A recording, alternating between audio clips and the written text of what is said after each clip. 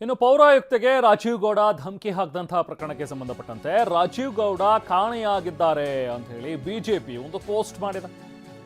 ಮಹಿಳಾ ನಿಂದಕ ರಾಜೀವ್ ಗೌಡ ಎಲ್ಲಿರಬಹುದು, ತಲೆಮರೆಸಿಕೊಂಡಿರುವ ರಾಜೀವ್ ಗೌಡ ಎಲ್ಲಿರಬಹುದು ಅಂತ ಹೇಳಿ ಬಿಜೆಪಿ ಕರ್ನಾಟಕ ಘಟಕದಿಂದ ಎಕ್ಸ್ ಖಾತೆಯಲ್ಲಿ ಒಂದು ಪೋಸ್ಟ್ ಹಾಕಿದ್ದಾರೆ. ಸೊ ರಾಜೀವ್ ಗೌಡನ ಬಗ್ಗೆ ಎಲ್ಲರೂ ಕೇಳ್ತಿರುವಂತಹ ಪ್ರಶ್ನೆ ಇದೇನೆ. ಅಷ್ಟೊಂದು ನಾನು ಗೊತ್ತಲ್ಲ, ನಾನು ಸಿಟ್ಟು ಬಂದ್ಬಿಟ್ರೆ ನಾನು ಏನು ಮಾಡ್ತೀನೋ ಗೊತ್ತಿಲ್ಲ, ನಾನು ಮನುಷ್ಯನೇ ಅಲ್ಲ ಅಂಥೇಳಿ ಅಷ್ಟೊಂದು ದರ್ಪ ದೌಲತ್ತಿನಲ್ಲಿ ಮಾತಾಡಿದ್ದಂಥ ವ್ಯಕ್ತಿ ಇವತ್ತು ತಲೆ ಮರೆಸ್ಕೊಂಡು ಓಡಾಡ್ತಾ ಇದ್ದಾನೆ.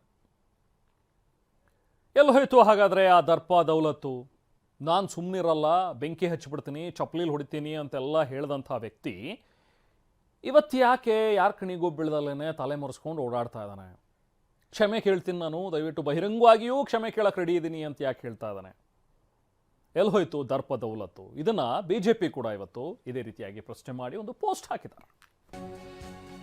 ಪೌರಾಯುಕ್ತೆಗೆ ರಾಜೀವ್ ಗೌಡನ ಆತನಿಂದ ಧಮಕಿ ಪ್ರಕರಣಕ್ಕೆ ಸಂಬಂಧಪಟ್ಟಂತೆ ಕಾಂಗ್ರೆಸ್ ಮುಖಂಡ ರಾಜೀವ್ ಗೌಡ ಅಮಾನತ್ ಮಾಡಬೇಕು ಅಂತ ಶಿಫಾರಸು ಕೇಳಿ ಬಂದಿದೆ. ಅಮಾನತಿಗೆ ಕಾರ್ಯಾಧ್ಯಕ್ಷ ಚಂದ್ರಶೇಖರ್ ಅವರೇ ಶಿಫಾರಸು ಮಾಡಿದ್ದಾರೆ. ಈಗ ರಾಜೀವ್ ಗೌಡಗೆ ಶೋಕಾಸ್ ನೋಟಿಸ್ ನೀಡಿತ್ತು ಕೆಪಿಸಿಸಿ ಘಟಕ.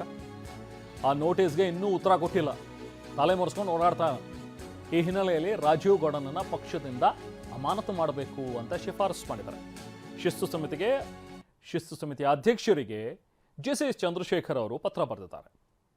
ಖಂಡಿತವಾಗ್ಲೂ ಇದನ್ನು ವೆಲ್ಕಮ್ ಮಾಡಬೇಕಾಗಿರುವಂತಹ ಮೂವ್. ಯಾಕಂದರೆ ಜಿ.ಸಿ. ಚಂದ್ರಶೇಖರ್ ಅವರು ತುಂಬ ಸೆನ್ಸಿಬಲ್ ವ್ಯಕ್ತಿ.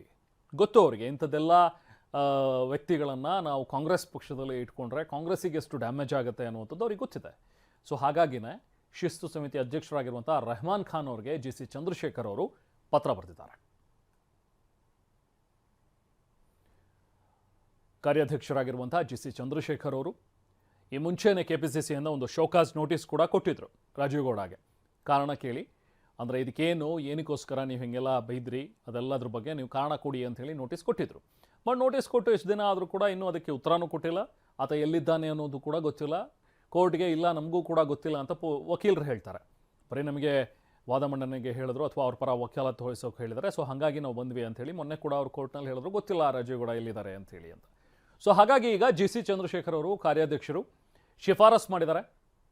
ರೆಹಮಾನ್ ಖಾನ್ ಅವರಿಗೆ ಈ ಕೂಡಲೇ ಅವರನ್ನು ವಜಾ ಮಾಡಬೇಕು, ಪಕ್ಷದಿಂದ ಅಮಾನತು ಮಾಡಬೇಕು ಅನ್ನುವಂಥದ್ರ ಬಗ್ಗೆ ಪತ್ರ ಬರೆದಿದ್ದಾರೆ.